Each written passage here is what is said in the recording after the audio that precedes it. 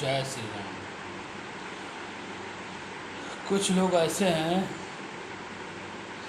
जो थोड़े ही पैसे कमा लेते हैं तो अपने माँ बाप को ही भूल जाते हैं। माँ बाप क्या, वो सारे नात रिश्तेदार जो भी हैं भूल जाते हैं।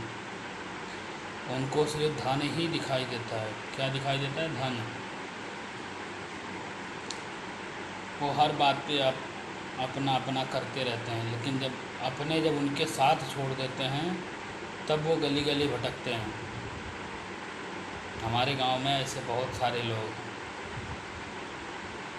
जो मतलब थोड़े पैसे कमा लिए तो उनको घमंड हो गया।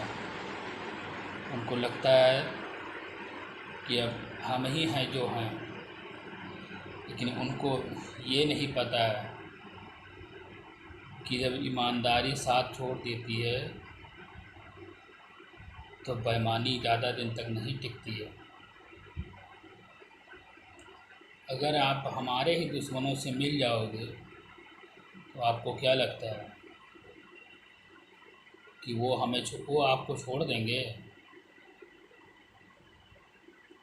वो आपको नहीं छोड़ेंगे। उनको भी तो एक मौका चाहिए। ये कोई महाभारत नहीं है कि अगर दुर्योधन के पहले से अगर पांडव में आ जाओगे तो पांडव तुम्हें छोड़ देंगे। ये कलयुग है। कलयुग में कोई किसी का नहीं होता।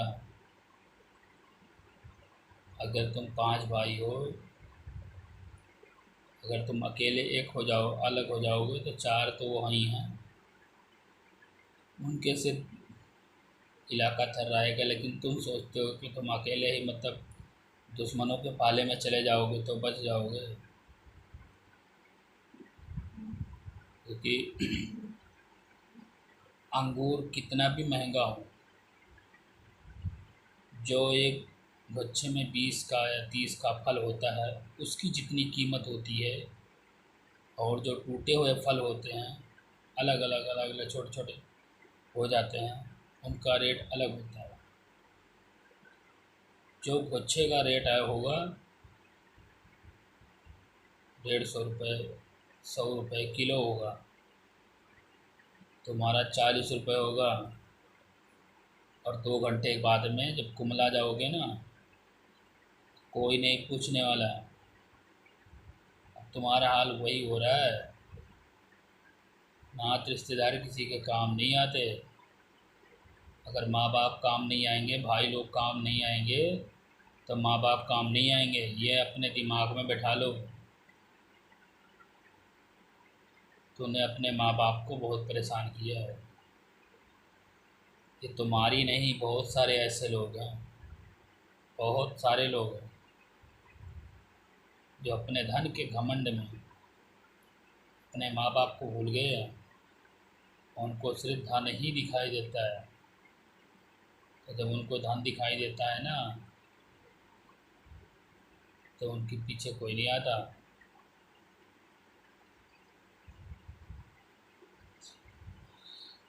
इसीलिए माँ बाप की सेवा करनी चाहिए। कोई आपका साथ दे न दे, अगर माँ बाप आपके साथ में हैं तो आपको ज़िंदगी में कभी भी कोई दुख नहीं होगा। लेकिन अगर माँ बाद में आओगे, बाद में माँ बाप के शरण में ही आओगे, और तुम्हें कोई शरण में लेने वाला नहीं है। लेकिन जब चिड़िया चुग गई खेत तो क्या करने जाओगे खाने के लिए? तो वही वाली हाल है। अगर शुरू से ही अपनों के साथ रहोगे तो तुम्हारी कीमत रहेगी, नहीं तो कोई कीमत नहीं है अलग रहने पे। जब तुम बचपन में खेलते थे या कहीं चले जाते थे, कहीं भी जाओगे माँ बाप को चिंता लगी रहती है कि मेरा बेटा कहाँ गया है, कहाँ है, कहाँ नहीं है, कब आएगा। ये चिंता रहती है माँ बाप को। कुछ लोग हैं जिनको मतलब किसी चीज़ का फिक्र नहीं है। उनको सिर्फ अपने शरीर पे या अपने पैसे पे, जो भी, जैसे वो घमंड बहुत करते। घमंड तो रावण का भी नहीं चला, ना दुर्योधन का चला, जिसकी सेना में अमर लोग थे आजीवन। उनकी मृत्यु उनके हिसाब से होनी थी। कर्ण से बड़ा कोई योद्धा नहीं था। तेज पितामह द्रोणाचार्य, कुलगुरु अश्वत्थामा, जो आज भी अमर है, सड़ सड़ के रो रहा है बेचारा, उसकी मृत्यु कब हो, वो यही महादेव से पूछ रहा है कि हमारी मृत्यु कब हो। मृत्यु नहीं हो रही है उसकी।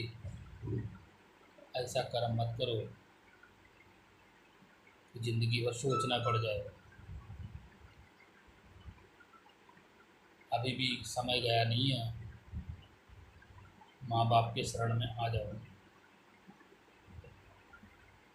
जय श्री राम।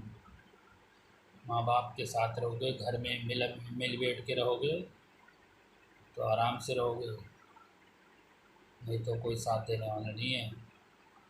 दुश्मन तो चाहते ही हैं कि मौका मिल जाए। चार का तो कोई बिगाड़ नहीं पाएगा, तुम्हारा सब बिगाड़ लेंगे। ध्यान रखो, भोले की माया है कि काल चक्र घूमता ही रहता है, कि कभी इकट्ठा नहीं होता। सबकी माया आती है, समय सबके पहले में जाता है। आज तुम्हारा पाला है, कल किसी और का होगा, कल परसों किसी और का होगा। सबका नंबर आता है। भगवान किसी को छोड़ता नहीं है। कहते हैं देर है पर अंधेर नहीं है। सुबह तो होगी, भगवान भूखे पेट सोवाता है, भूखे पेट उठाता जरूर है, मगर भूखे पेट सुलाता नहीं है। सभी लोग माँ बाप की सेवा, अपने भाई बंधुओं से मिल के रहना चाहिए। जो मिल के रहने में है, लोग अलग में नहीं है। मानो या न मानो, लेकिन जो सबके साथ में है वो अकेले में मज़ा नहीं है। कोई भी प्रोग्राम होता है या कोई भी खुशखबरी होती है, तो अगर जहाँ 20 लोग इकट्ठा होंगे वो बात, और जहाँ कोई भी खुशखबरी हुई और तुम अकेले ही घूमते रहे, लेके कुर्सी घूमते रहो, आओ भैया बैठो, कोई बैठेगा नहीं। जो 20 परिवार के साथ रहने में खुशी है, वो परिवार से अलग रहने में नहीं खुशी है। तो परिवार के साथ रहो और खुश रहो। अभी तो लग रहा है कि मतलब मैं बहुत बड़ा हूँ, बहुत पैसे वाला हूँ, वो कुछ भी हो, जैसा भी हो, लेकिन जो परिवार के साथ खुशी मिलती है वो परिवार से अलग खुशी नहीं मिलती है। एक राजा था, बहुत बहुत बड़ा घमंडी था राजा। वो किसी के शादी में नहीं जाता था। क्या, किसी के शादी विवाह कोई भी प्रोग्राम होता था तो नहीं जाता था वो, क्योंकि वो राजा था, बहुत बड़ा घमंडी था। वो जहाँ जा उसके यहाँ कोई निमंत्रण देता था तो वो अपने 2 खाँव लेकर के दूतों के हाथ से भेजता था। जो भी मंत्री सिपाही जो भी थे, उनके वहाँ भेज देता था। ठीक है भाई। जब उसकी राजा की लड़की की शादी हुई 20 साल बाद, से उसने मतलब पूरे इलाके में कहीं जाना पसंद नहीं किया था, कहीं भी नहीं जाता था। और जब राजा की लड़की की शादी हुई, राजा ने पूरे गांव में, पूरे इलाके में निमंत्रण भेजा, बड़े बड़े राजाओं के पास भेजा। तो जब शाम को बारात आनी हुई तो पूरे गांव के पूरे लोग, मतलब सब लोगों ने खड़ाऊ बनवा लिया और राजा के पास खड़ाऊ दे आए। तो राजा को जब खड़ाऊ मिला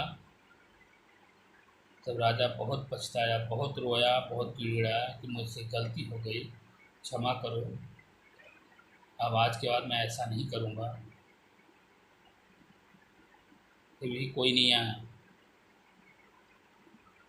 तो राजा के पास भी खड़ाऊ आ गए थे, बहुत सारे खड़ाऊ आ गए थे, क्योंकि उसने किसी का सम्मान नहीं किया था। सबके घर में अपना खड़ाऊ भेजता था।